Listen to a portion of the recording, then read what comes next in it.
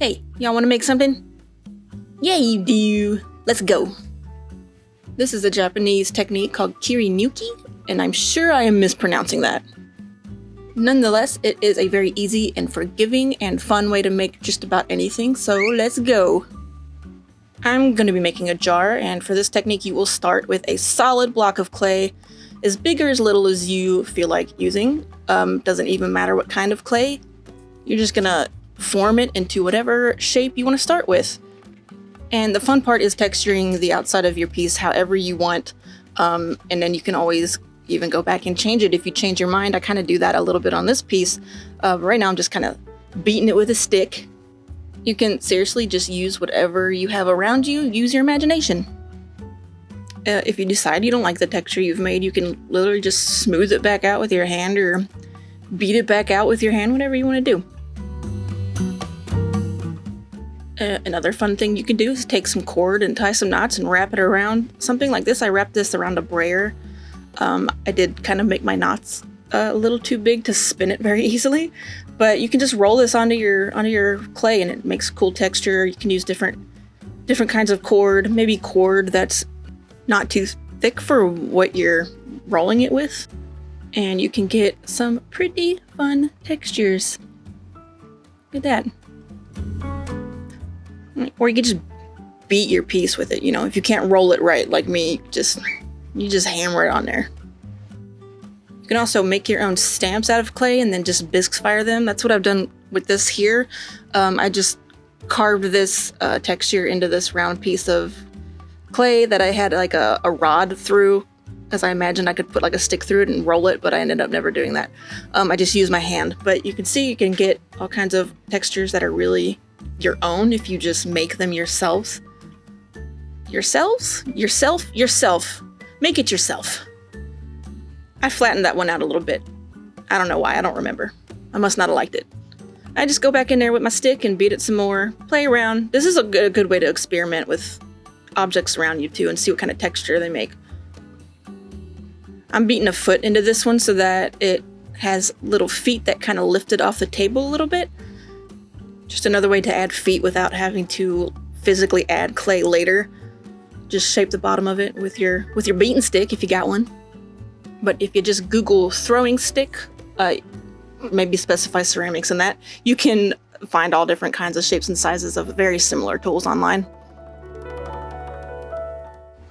You can see the foot gives it a little lift, makes it just a little bit more interesting.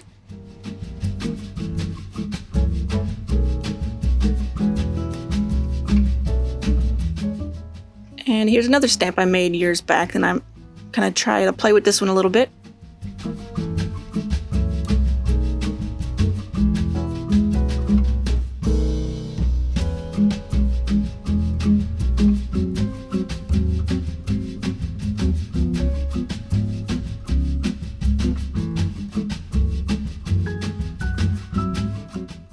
I like the pebbly texture that this stamp gives.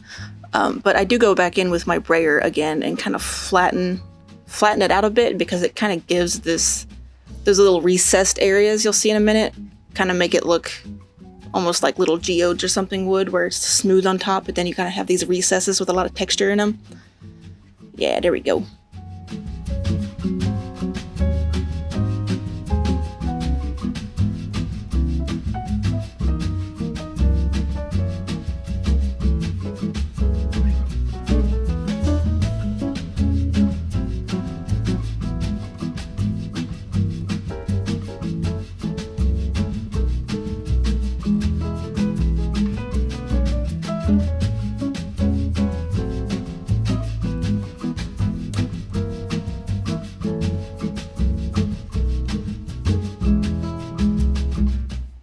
And you can see there's like little pockets of texture now that glaze could catch in really nicely later on and look pretty cool.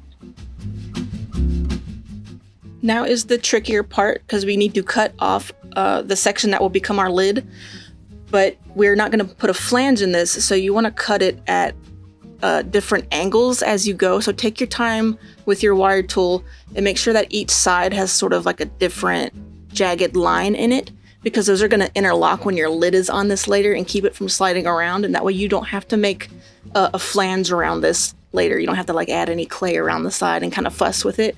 It'll just lock on its own and be its own like secured lid.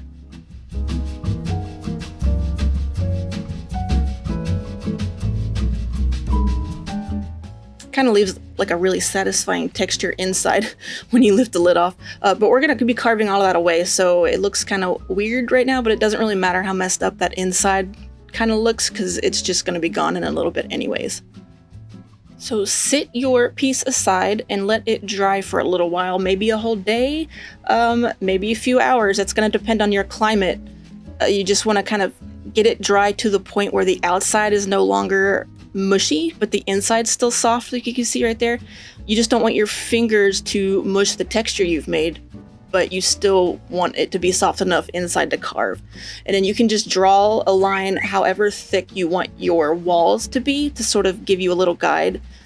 You don't want your walls to be super thin, but obviously you don't want them so thick that you have this extremely heavy paperweight when you're done.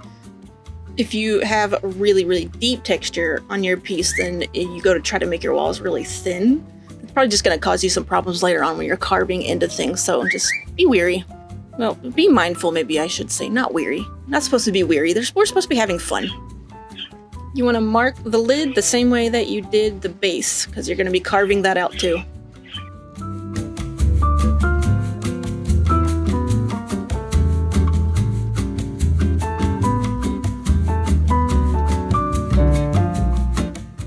When you go to carve it out, you can kind of use whatever carving tool feels best for you. It's going to vary depending on exactly what you're making and what shape you have and how big your piece is.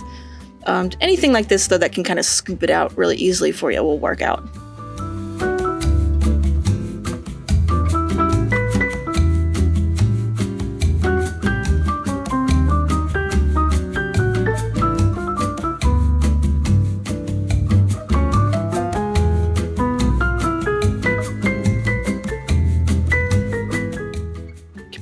Kind of hard to get to the bottom when you get low enough, so if you twist your tool you can kind of core it out a little bit. Just don't go all the way through. You don't want to accidentally make a flower pot, or maybe you do, I don't know. If you're making a flower pot, by all means drill through your piece. Could just be a happy accident.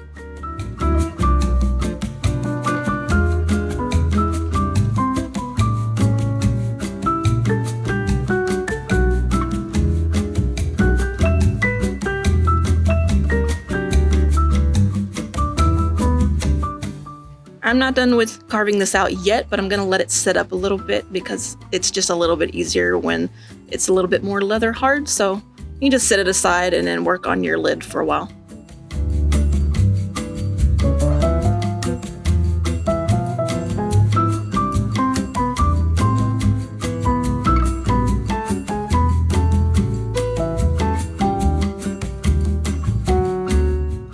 Like I was saying about texture, you want to make sure you don't carve into any deep recesses that you have from the outside. I usually put my finger on it like that and just kind of feel it. You can kind of feel how close the tool is getting to the edge of it.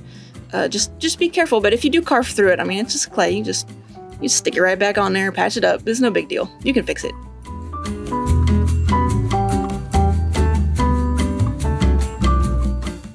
Now I'm going to go back in with a slightly different tool and just kind of clean up the inside, smooth it out just a little bit.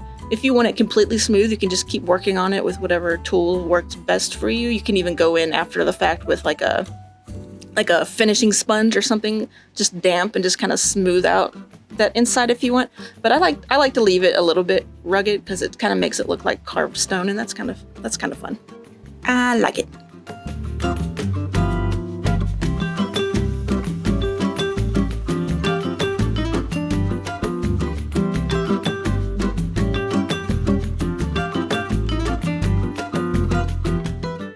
Before you stick your lid on there to kind of see where everything's at and see what you need to adjust, you might have these little spots around the edge. Try to clear those off so that your lid's not sitting on those. Just be really careful not to change any of the shape of the actual lid itself, because then it won't fit together quite right anymore.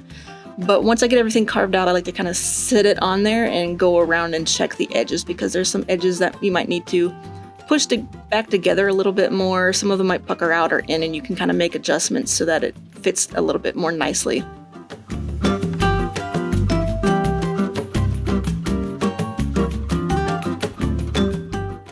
And then once I've sat that aside a little bit longer and let it get a little bit more leather hard, I like to go in with my tool again and just really clean up all the little boogies that kind of collect around the side and make things sharp and jaggy. You can kind of just go in and just make it nice and rounded and smooth.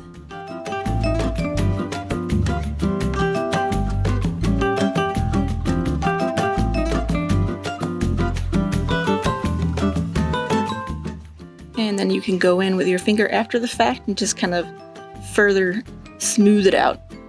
Just going a little bit extra like this and just making things a little bit nicer and paying attention to tiny details makes a big difference in whatever you're making. So if you just take your time and look at things closely, it makes a big difference when you get all those little extra boogies off your work. And just checking if I need any more further adjustments. And it's pretty much finished and ready to let dry out so that I can bisque fire it.